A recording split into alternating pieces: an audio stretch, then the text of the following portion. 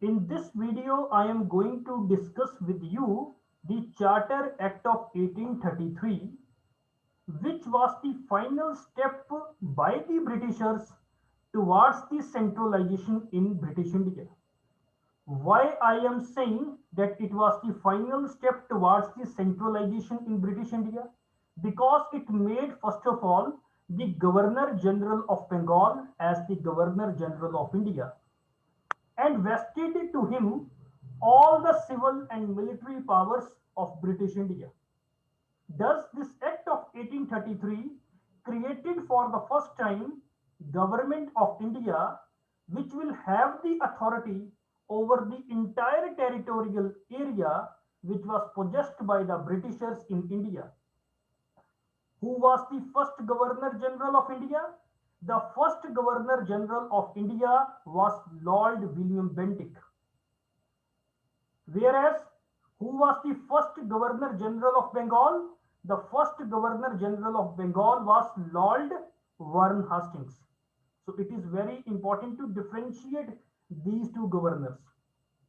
Under this act, the Governor General of India had given exclusive legislative powers for the entire British India. That means to say, this Governor General of India was entitled to make laws for the entire area which was under the control of Britishers, and it deprived the Governor of Bombay and Madras from their legislative power.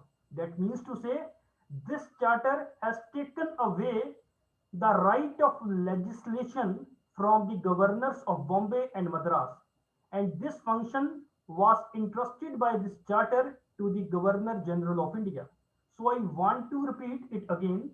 Under this act, the Governor General of India was given exclusive legislative powers for the entire British India, and it deprived the governors of Bombay and Madras of their legislative powers. The laws made under the previous charter to 1833 were called as regulations. I want to repeat, all those laws which were made under the previous charter from 1833 were called as regulations, whereas the laws made under this charter of 1833 were called as acts. Okay, got my point? Now, next, what is stated? This act provided that the territories in India, which was previously under the East India Company, now deemed to be held by Company in trust for His Majesty, his heir and successor. So, here we see how the territory which was occupied by East India Company, now deemed to be held by East India Company in trust for His Majesty, his heir and successor. Now this property or territory will deem to be under the possession of Queen of England. This charter of 1833 also attempted, which was not successful.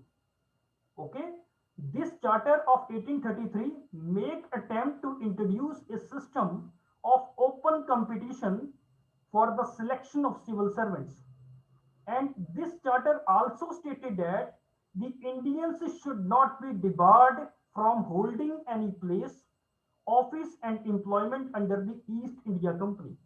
Student, here we can see that what the great provision has been made under this charter, in which equal opportunity was provided to the Indians for the job of civil servants.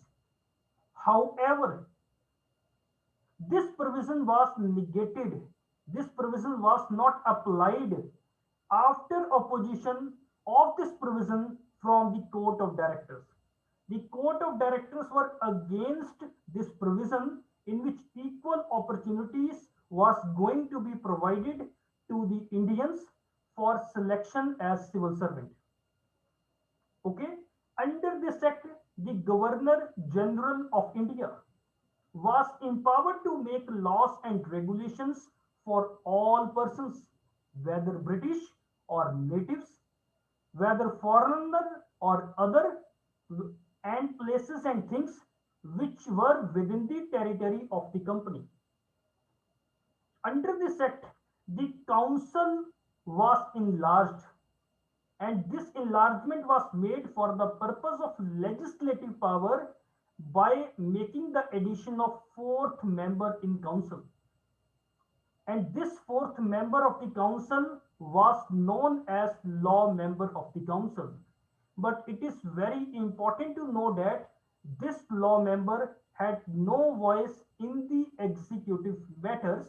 He was concerned only with the legislative work, but he had no voice in the executive matter.